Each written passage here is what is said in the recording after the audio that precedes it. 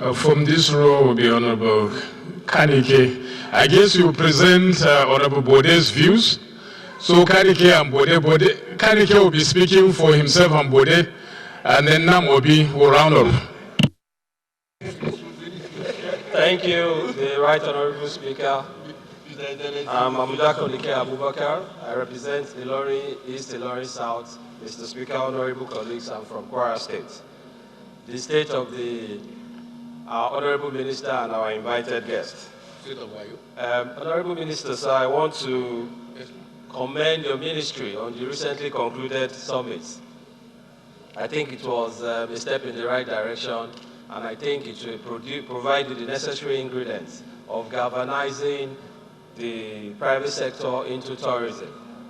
I want to start by talking about the Ministry of Information. A lot of people have dwelled on culture and tourism.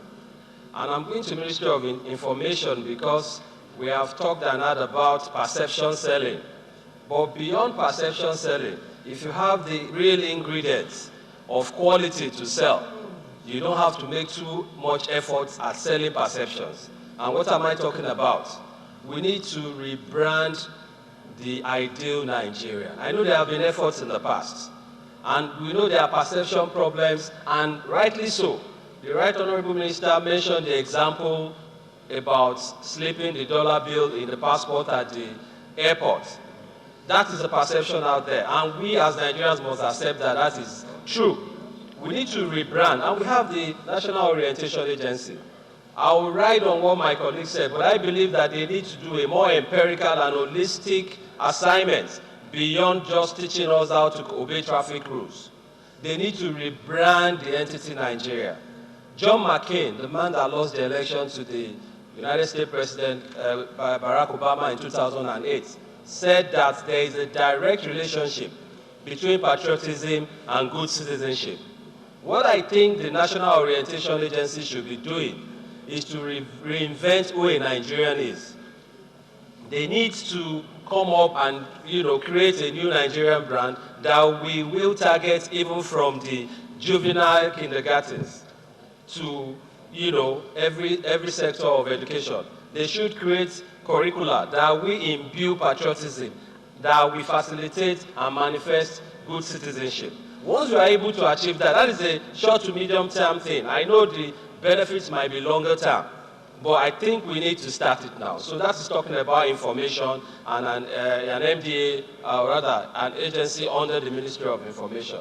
Once we have a good brand, it is easy to sell a good brand. In fact, quality sells itself because, as Nigerians, we are the primary host of all the people we are attracting as tourists. And if we don't have the embodiment of integrity, the embodiment of hospitality, the embodiment of good neighborhoodness, then I think we might have a problem selling tourism at all. Then a lot has been said about how to sell the culture and tourism. I'm not making my little contribution on culture and tourism, but I'll start with a question, Honorable Minister, sir. Do we have a National Council on Tourism, on Culture and Tourism? Because when I was Commissioner for Works in Kwara, I know there's a National Council on Works, and I also, when I was Commissioner of Water Resources, I know there's a National Council on Water Resources. That provides a platform between the federal government and the state government to synergize on common agenda. Because what I see now in culture and tourism is the state and the federal government are working across purposes. There is no sync, there is no synergy. Yes, some states have spearheaded the project of tourism in their states. And one thing that I am is I'm a serious advocate of modulated change.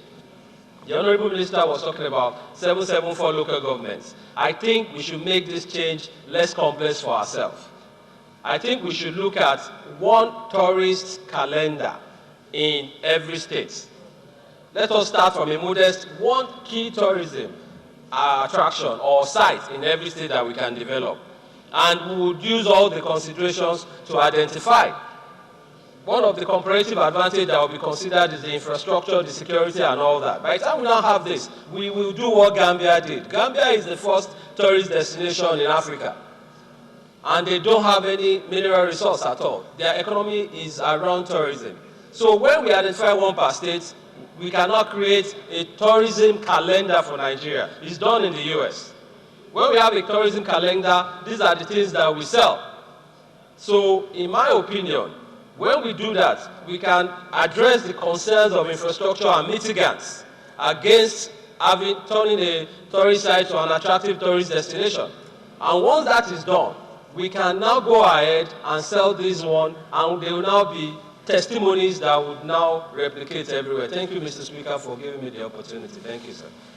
Yes, I agree with Honorable Kannike that yes, we can really start with encouraging one state to at least have one festival a year.